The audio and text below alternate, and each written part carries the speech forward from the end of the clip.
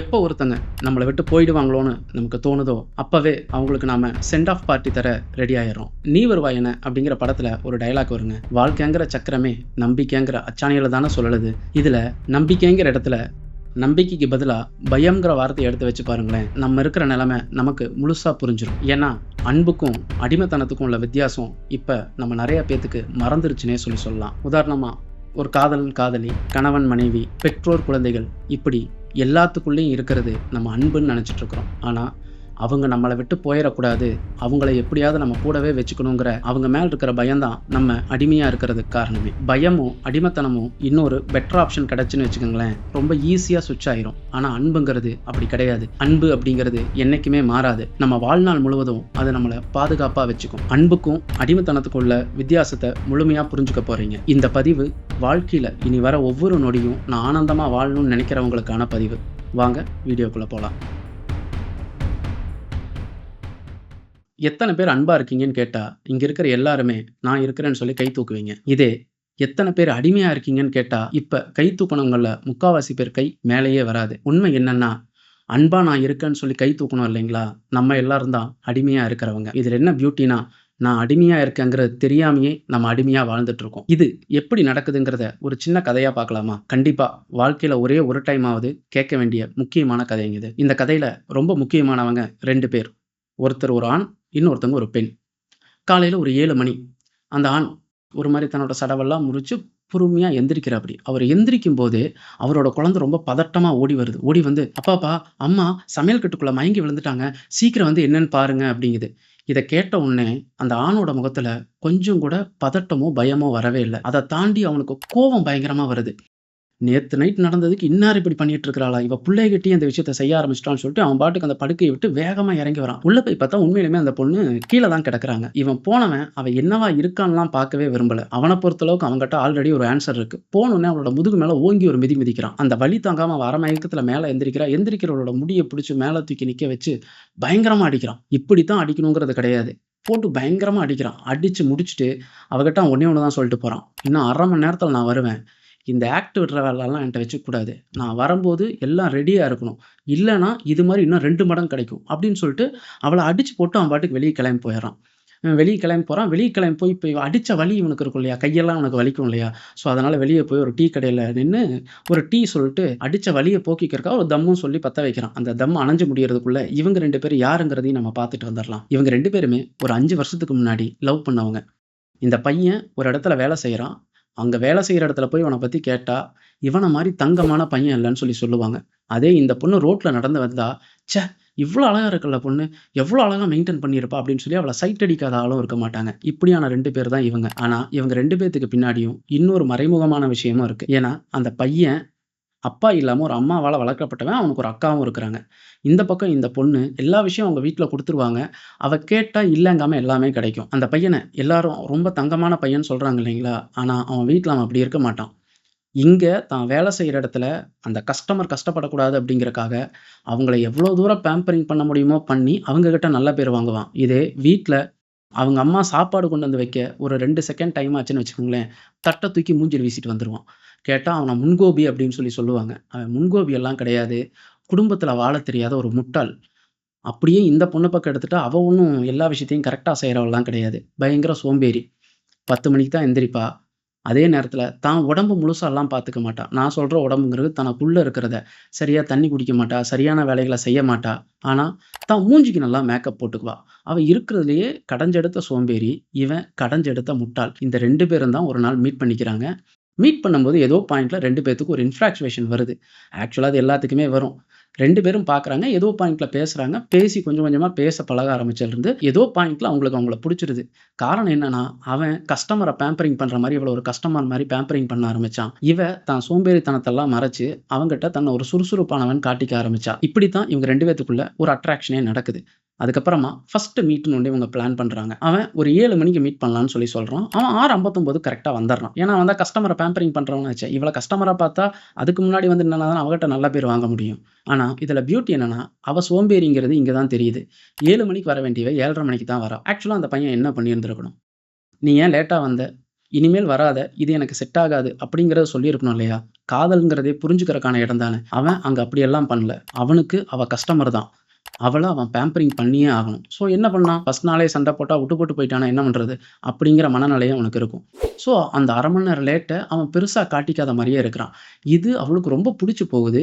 At the same time அதுக்கப்புறம் அவங்க பண்ண டிராவல், ஒருத்தர் மாத்தி மாத்தி சொல்லிக்கிட்ட பொய்யெல்லாம் சேர்ந்து, அவங்களுக்குள்ள ஒரு பெரிய கனவு கோட்டைய கட்டிர்றாங்க. ஒரு ஸ்டேட்ல 2 வீடும் சேர்ந்து இவங்களுக்கு கல்யாணமும் பண்ணி வச்சுருது. கல்யாணம் முடிஞ்ச 10வது நாள் தான் தெரியுது, இவ எவ்வளோ பெரிய சோம்பேறி, அவன் எவ்வளோ பெரிய முட்டாள்ன்னு. இந்த முட்டாளும் சோம்பேறியும் சேர்ந்தா அந்த இடம் கரெக்ட்டா இருக்குமா? தினமும் சண்டை தான். ஆனா, அவங்க போட்ட சண்டையில சில நல்ல சண்டை இருக்குது. எப்படின்னு கேட்கிறீங்களா? 4வது மாசம் அந்த பொண்ணு பிரெக்னன்ட்டும் ஆயிடுறா. அதுக்கப்புறமா கொஞ்சம் கொஞ்சமா சண்டை வருது, போகுது. அவள பார்த்துக்கிறதுக்கா அவங்க அம்மா வராங்க. அவங்க அம்மா வந்ததுக்கப்புறம் மாமியார், மருமக சண்டையும் வருது.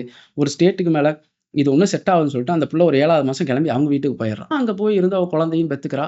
குழந்தையும் பொறந்துருது. குழந்தைய பார்க்கறக்கு அவன் வரான். அவனுக்கு பயங்கர பெருமை. தன் ஃப்ரெண்ட்ஸ்க்கெல்லாம் ஃபோன் பண்ணி சொல்றான். இந்த குழந்தை பொறந்துருச்சுன்னு சொன்னாவே, குழந்தை எப்படி இருக்குன்னு கேட்கிறத விட, எல்லாரும் கேட்கிற கேள்வி என்ன தெரியுங்களா? சுகப்பிரசவமா? சிசேரியனா? இதுல அவனுக்கு இன்னும் பெரிய பெருமை. ஏன்னா, அவன் பொண்டாட்டிக்கு சுகப்பிரசவம் தான் ஆயிருக்குது. சுகப்பிரசவம் அப்படிங்கிற இத பத்தி மட்டும் நான் பேசணும்னு நெனைக்கிறேங்க. சுகப்பிரசவமா குழந்தைகள பெத்தெடுத்த தாய்மார்களுக்கு அது தெரியும். ஆனா, இங்க இருக்கிற நெறைய ஆண்களுக்கு சுகப்பிரசவம்னா என்னங்கிறது முதல்ல புரியல. ஆக்சுவலா சுகப்பிரசவம் அப்படிங்கிறது ஆண்களோட ஸ்டைல் எப்படி இருக்குன்னா, இந்த சோப்பு டப்பாலாம் இருக்கும் இல்லைங்களா? அந்த முட்லி விடுறது. அதுல அந்த குச்சிய அமுத்தி இப்படி மேல தூக்கி ஊதுனா எப்படி ஒரு முட்டை வருதோ, அந்த மாரி ஈஸியா வர்றதுன்னு நெனைச்சுர்றாங்க. சத்தியமா கிடையாது. சுகப்பிரசவம் அப்படிங்கிறது ஒரு 10லிருந்து 14 எலும்பு உடைஞ்சா என்ன வலி இருக்கும்? அந்த வலிய அந்த பெண் அனுபவிப்பா. அத ஏன் சுகப்பிரசவம்ங்கிறாங்கன்னா, இன்கேஸ் அந்த வலிய தாங்க முடியாம அவ இல்லாம போயிட்டா அது சுகப்பிரசவம் கிடையாது. இதைய தாண்டி அந்த குழந்தை மட்டும் பிறக்கல. அந்த நொடியிலிருந்து அந்த பொண்ணும் பொறக்குறாங்கிறதுனால தான் அத சுகப்பிரசவம்னு சொல்லி சொன்னாங்க. இதுல இன்னும் பியூட்டியான விஷயம் என்னன்னா, சுகப்பிரசவம் நடந்தா ஒரு பெண்ணோட பிறப்புறுப்புல ஸ்டிச்சிங் வரைக்கும் போடுவாங்க. இது எத்தன ஆண்களுக்கு தெரியும்னு சொல்லி தெரியல. சுகப்பிரசவம் தானே, அப்ப ஈஸியா நடந்துருச்சு. அப்படிங்கிற மனநிலையில இருக்கிற ஆண்கள் இன்னும் இருக்கிறாங்க. இது ஆண்கள் மேல மட்டும் நான் தப்பு சொல்ல மாட்டேன். அந்த ஆண்களுக்கு அம்மாவா சில பேர் இருப்பாங்க இல்லையா? அவங்க அத அந்த பையனுக்கு சொல்லி தர்றது தான் இங்க இருக்கிறதுலயே பெரிய தப்பு. இந்த சுகப்பிரசவம் அப்படின்னு சொன்னா, அது ஏதோ ரொம்ப ஈஸியா நடக்கிற விஷயமா நெனச்சிட வேணாம். அவங்க தன்னோட ஒரு பிறப்பிலிருந்து இன்னொரு பிறப்ப புதுசா எடுக்கிறது தான் அந்த சுகப்பிரசவம். அதுக்காக சிசேரியன் பண்றவங்களுக்கெல்லாம் வலி இருக்காதான்னு கேட்டீங்கன்னா, கண்டிப்பா இருக்கும். அவங்களுக்கு அந்த ஸ்டிச்சிங் எல்லாம் போட்டதுக்கப்புறம் வலி வரும். ஆனா, இவங்க அந்த குழந்தைய வெளிய எடுக்கணும் அப்படின்னாவே, ஒரு 10லிருந்து 14 எலும்பு உடையிற வலிய அவங்க தாங்கித்தான் ஆகணும். நம்ம உடம்புல சிம்பசிஸ் பியூபிஸ்ன்னு ஒரு ஜாயிண்ட் இருக்குங்க. அந்த ஜாயிண்ட் ஆண்களுக்கு என்னைக்குமே மூவ் ஆகாது. இதே ஒரு பெண்ணுக்கு அது மூவ் ஆகும். எப்பன்னா, குழந்தை பெத்துக்கும்போது. அந்த ஜாயிண்ட் மூவ் ஆகும்போது 10லிருந்து 14 எலும்பு உடையக்கூடிய வலிய அந்த பெண் அனுபவிப்பா. ஸோ, சுகப்பிரசவம் அப்படிங்கிறது ஏதோ ஜாலியா ஒரு முட்லி எடுத்து விடுற மாரி கிடையாது. ஒரு பெண் தன்னோட இன்னொரு பிறப்ப எடுக்கிறது தான் அந்த சுகப்பிரசவங்கிறத நம்ம புரிஞ்சுக்கணுங்க. இப்ப நம்ம கதைக்குள்ள வரலாம். குழந்தையும் பொறந்துருச்சு. குழந்தைய தூக்கிட்டு அவ வீட்டுக்கு வரா. ஆல்ரெடி அவ ஒரு சோம்பேறி. இவன் ஒரு அடிமுட்டாளு. இப்ப இந்த குழந்தைய பார்த்துக்கிற விஷயத்திலேயே அவங்களுக்குள்ள நெறைய பிரச்சனை வருது. அவனும் அவங்க அம்மா கூட்டு வந்து வீட்ல வைக்கிறான். அதுக்கப்புறமா அவங்க அம்மாவுக்கு இவளுக்கு சண்டை வருது. ஒரு ஸ்டேட்டுக்கு மேல மறுபடியும் முதல்ல எப்படி சண்டை போட்டாங்களோ, அதே மாரி சண்டை போடுறாங்க. இதுல பியூட்டி என்னன்னா, இந்த டைமும் நல்ல சண்டை ஒண்ணு போட்டுருக்காங்க. எண்ணி 8வது மாசம் 2ண்ட் பேபி கேரி ஆயிருது. இப்ப நம்ம அடிமுட்டாளால அந்த விஷயத்த ஏத்துக்கவே முடியல. அதுக்கு அவன் சொன்ன காரணம் அத விட இன்னும் பியூட்டியா இருக்கும். ஒரு குழந்தை இருந்தா தான் நல்லா படிக்க வைக்க முடியும். 2 குழந்தை வந்தா நம்ம பாசத்த பிரிச்சு குடுத்துருவோம். அதனால அந்த குழந்தை வேணான்னு சொல்லி அந்த பொண்ணுகிட்ட சொல்றான். அவ ஃபர்ஸ்ட் அதுக்கு ஹெசிடேட் பண்றா. இதுக்கடுத்து அவன் ஒரு விஷயம் சொல்றான். அது இன்னும் அத விட பியூட்டியா இருக்கும். எனக்கு ஒரு அக்கா இருக்கா. அவளுக்கே ஒரு குழந்தை தான். அந்த ஒரு குழந்தை இருக்கிறங்காட்டிக்கு தான் அவங்க 2 பேரும் வேலைக்கு போய் அந்த குழந்தைய நல்லா பார்த்துக்கிறாங்க. நல்லா படிக்க வைக்கிறாங்க. நமக்கு எதுக்கு 2 குழந்தை? எங்க அக்காக்கே ஒரு குழந்தைன்னா, எனக்கு ஒரு குழந்தை போதும் அப்படின்னு சொல்லி, அதுக்கப்புறமா ஏதேதோ ட்ரை பண்றான். அந்த குழந்தை வேணாங்கிறதுக்கு. ஒரு ஸ்டேட்டுக்கு மேல இவிங்க என்ன முடிவு பண்றது? அந்த குழந்தை முடிவு பண்ணிருச்சு வரணும்னு சொல்லி, இப்ப ஹாஸ்பிட்டல்ல போய் கேட்டா என்ன சொல்றாங்க? "இல்லப்பா கலைக்க முடியாது" அப்படின்னு சொல்லிர்றாங்க. அப்ப ஒரு பெட்டரான ஆப்ஷன் அந்த பொண்ணுக்கு அவன் குடுக்குறான்.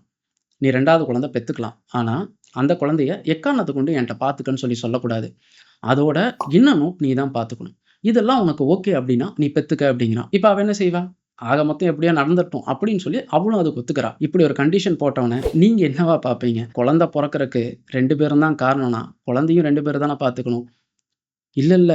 இத நீ தான் டிசிஷன் எடுத்த. நீ தான் அந்த குழந்தைய பார்த்துக்கணும்னு சொல்றது, அது எவ்வளோ முட்டாள்தனமானது. இப்படி போயி திரும்ப 2வது குழந்தையும் பொறக்குது. இப்பவும் அவன் பெருமை பேசிக்கிறான். ஏன்னா, அதுவும் சுகப்பிரசவம் தான். பயங்கரமா ஹேப்பியா இருக்கிறாய்ங்க. அதிலிருந்து ஒரு 6 மாசம் ஆகுது. அந்த 6 மாசத்துக்கு அப்புறமா திரும்ப மறுபடியும் இந்த சோம்பேறியும், அந்த முட்டாளும் சண்டை போட ஆரம்பிச்சுக்கிறாங்க. இப்ப இந்த சண்டை போயிட்டே இருக்கு. இப்ப அவன் டீ கடையில நின்னு டீ குடிச்சிட்டு இருக்கான் இல்லையா? இதுக்கு நாள் நைட் நடந்த விஷயம் தான். இது எல்லாத்துக்கும் முக்கிய காரணம். அவன் நைட்டு வேல விட்டு வீட்டுக்கு வரான். வீட்டுக்கு வரும்போது அவ 2 குழந்தையும் கையில வச்சுட்டு நின்னுட்டுருக்கிறா. இவன் வந்ததுக்கப்புறமா இவனுக்கு சாப்பாடெல்லாம் போட்டு அவன் சாப்பிட்டதுக்கப்புறமா, அவ அவன்கிட்ட ஒரு ரெக்வெஸ்ட் வைக்கிறா. "இந்த குழந்தைங்க 2 பேத்த கொஞ்சம் பார்த்துக்கங்க. நான் சாப்பிட்டு வரேன்னு" சொல்றா. அப்ப அவனுக்கு வந்ததே ஒரு கோவம். "எப்படி நீ இத என்ட்ட சொல்லுவ? நான் குழந்தை பெத்துக்கும்போதே என்ன சொன்னேன்? 2 குழந்தையும் நீ தான பார்த்துக்கணும்னு சொன்னேன். அப்ப நீ அத ஓகே சொல்லிட்டு, இப்ப என்ட்ட குடுக்குறேன்னா, நீ என்ன வேல வாங்க ட்ரை பண்றியா? ஆல்ரெடி நான் வேல முடிச்சு வரேன். நான் வீட்ல வந்து உனக்கு சேவை தான் செஞ்சுட்டு இருக்கணுமா?" அப்படின்னு சொல்லி பயங்கரமா சண்ட போடுறான். வாய் வார்த்தை கை கலப்பா மாறுது. நைட்டே அவளுக்கு அடியும் விழுகுது. சாப்பிடாமயே தான் தூங்குறா. அந்த 2 குழந்தைகளும் தூங்கிருது. காலையில ஒரு 7 மணிக்கு தனக்கு ரொம்ப பசிக்குது. தன்னால நிக்க முடியலன்னு சொல்லிட்டு, அவ சமையல் கட்டுல போய் பால் காய்ச்சலான்னு குண்டா எடுத்து வைக்கும்போது தான் கீழ விழுந்திருக்கா. காரணம் அவளுக்கு லோ பிபி ஆயிருந்திருக்கு. இந்த லோ பிபி ஆன டைம்ல தான் அவன் எந்திரிச்சு வந்து இப்ப இவள அடிச்சு போட்டு, இதோ இந்த டீ கடையில வந்து நின்னு அவன் சிகரெட் குடிச்சிட்டு இருக்கிறான். இப்ப அவன் சிகரெட் குடிச்சு முடிக்கிறக்கும், அவனோட இன்னொரு குழந்தை வரக்கும் டைம் சரியா இருந்துச்சு. அந்த குழந்தை வேகமா ஓடி வருது. ஓடி வந்து, "அப்பா, அப்பா, அம்மா இன்னும் எந்திரிக்கவே இல்லப்பா. வாங்கப்பான்னு" சொல்லி அவன உள்ள கூப்பிடுது. இவனுக்கு இன்னும் கோவம் அடங்கல. என்னடா இவன் நம்ம அவ்வளோ தூரம் சொல்லிட்டு வந்து மறுபடியும் நடிச்சுட்டு இருக்கான்னு சொல்லிட்டு அவன் மேல வரான். மேல வந்து பார்த்தோனே அவள எட்டி தான் உதைக்கிறான். ஆனா அவள உதைக்கும்போதே அவனுக்கு தெரிஞ்சிருச்சு ஏதோ சரியில்லன்னு சொல்லி. மூஞ்சிய திருப்பி பார்க்குறான். அவகிட்ட எந்த அசைவும் இல்ல. இம்மீடியட்டா அவங்க சொந்தக்காரங்களுக்கெல்லாம் ஃபோன் பண்ணிட்டு அவளையும் தூக்கிட்டு ஹாஸ்பிட்டல் போயிடுறான். ஹாஸ்பிட்டல்ல போனதுக்கப்புறமா அங்க என்ன சொல்றாங்கன்னா, "1/2 மணி நேரத்துக்கு முன்னாடி கூட்டு வந்தீங்கன்னா, உங்கள காப்பாத்தி இருந்திருக்க முடியும். அவங்களுக்கு லோ பிபி ஆயிருக்கு. அதுல அவங்க கீழ விழுந்திருக்காங்க. அந்த அடிபட்டதுல அவங்க இறந்துட்டாங்க." அப்படிங்கிற மாரி அந்த டாக்டர் சொல்லிர்றாங்க. இப்ப இவனுக்கு பதட்டம்.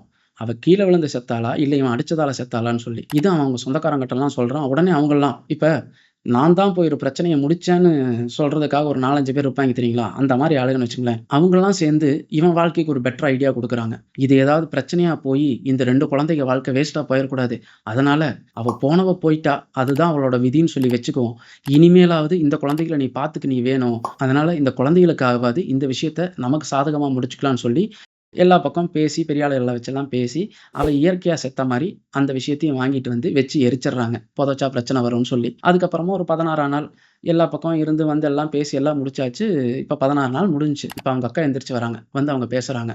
யாருகிட்டன்னா, அவங்க அம்மாகிட்ட. அவங்க அம்மாகிட்ட அந்த அக்கா என்ன சொல்றாங்கன்னா, "போனவ போயிட்டாம்மா. அது அவ தலைவிதி. அவளுக்காக இவன் ஏன் இன்னும் தனியாவே இருக்கணும்? இவனுக்குன்னு பார்த்து ஒரு பொண்ண பார்த்து கட்டி வச்சிரலாம்ல." அப்படின்னு சொல்லி அவங்க அக்கா கேட்கறாங்க. இத கேட்ட உடனே அவங்க அம்மாவுக்கு பயங்கர அதிர்ச்சி. எதுவுமே பேசாம இருக்காங்க. சுத்தி இருக்கிற எல்லாரும் இவங்க அக்கா சொல்றது கரெக்ட்ன்னு சொல்லி அவங்க அம்மாகிட்டயே சொல்றாங்க. அவங்க அம்மா எந்த பதிலுமே பேசல. இப்ப அந்த அக்காக்காரிக்கு பயங்கர கோவம் வந்துரும். "நீயும் ஒரு பொண்ணு தானே! உனக்கு தெரியாதா? ஏன் நீ தானே எங்க 2 பேத்தையும் ஆள் எல்லாம் வளர்த்த.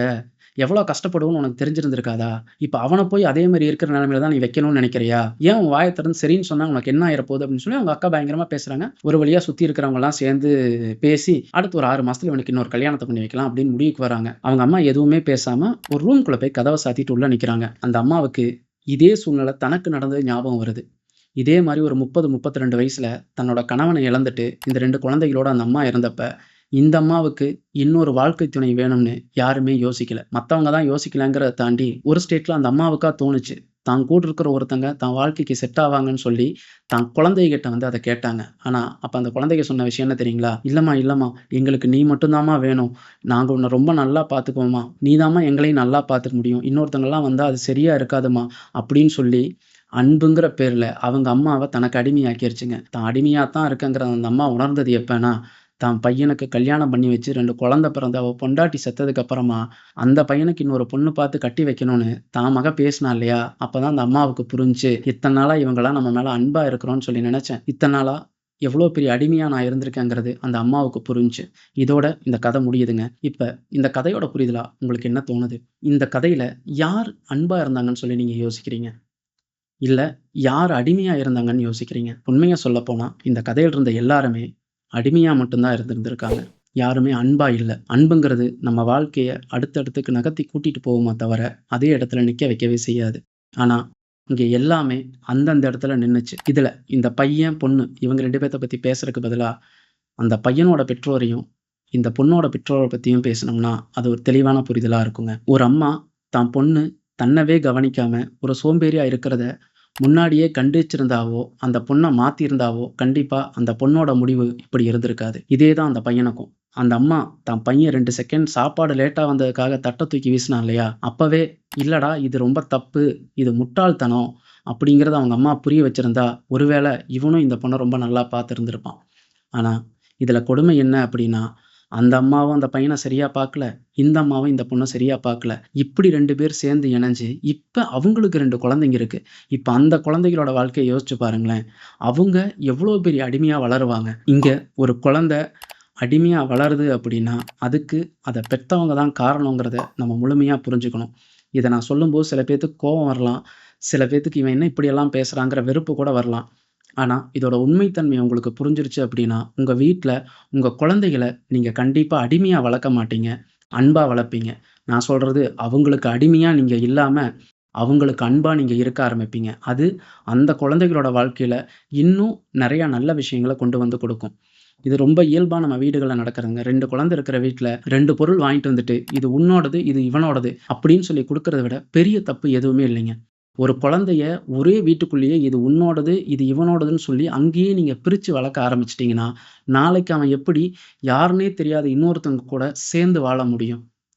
அந்த விஷயம் கண்டிப்பா நடக்காது. முதல்ல ஒரு குழந்தைக்கு இது உன் வீடு. இங்க இருக்கிறது எல்லாமே எல்லாத்துக்குமானது. அவங்கவங்க தேவைக்கு அப்பப்ப அத நம்ம யூஸ் பண்ணிக்கலாம். அதனால எந்த தப்பும் கிடையாது. இதுல உன்னோடது, என்னோடதுன்னு ஒரு பொருள் கிடையாதுன்னு நீங்க புரிய வைக்கிறது தான் ஒரு குழந்தைக்கு ரொம்ப பேசிக்கா சொல்லிக் குடுக்க வேண்டிய விஷயம். அந்த விஷயத்த அந்த குழந்தை புரிஞ்சுக்கிட்டானாவே, அதுக்கப்புறம் அவன் எல்லாத்தையும் ஒண்ணா பார்க்க ஆரம்பிப்பான். அந்த குழந்தை அடிமையா என்னைக்குமே வளராது. ரொம்ப அன்பான குழந்தையா தான் அது வளரும். நிச்சயமா இந்த பதிவு உங்களுக்கு ஒரு நல்ல புரிதல குடுத்திருக்கும்னு சொல்லி நம்புறேன். நம்ம வீடுகள்ல அடிமையா இல்லாம, அன்பா இருந்துட்டோம் அப்படின்னம்னா, நம்மள சுத்தி இருக்கிற எல்லாருமே ரொம்ப அன்பா தான் இருப்பாங்க. அது நம்ம வாழ்நாள் முழுக்க ஒரு சந்தோஷமான மனநிலைய குடுக்கும். இதே மாரி இன்னொரு நல்ல வீடியோல நான் உங்கள சந்திக்கிறேன். இந்த வீடியோவ பத்தின கருத்துக்கள நீங்க கீழ பதிவிடுங்க. இந்த வீடியோ உண்மையிலுமே உங்களுக்கு உபயோகமா இருந்திருந்துச்சுன்னா, உங்க ஃபிரெண்ட்ஸ் அண்ட் ஃபேமிலிக்கு ஷேர் பண்ணுங்க. நம்ம சேனல சப்ஸ்கிரைப் பண்ணுங்க. கண்டிப்பா இதே மாரி இன்னொரு நல்ல வீடியோல நான் உங்கள சந்திக்கிறேன். என்னைப் போலவே என் எதிரே அமர்ந்திருக்கும் அனைத்து சக உயிர்களும் வளமுடன் வாழ்க. நன்றி.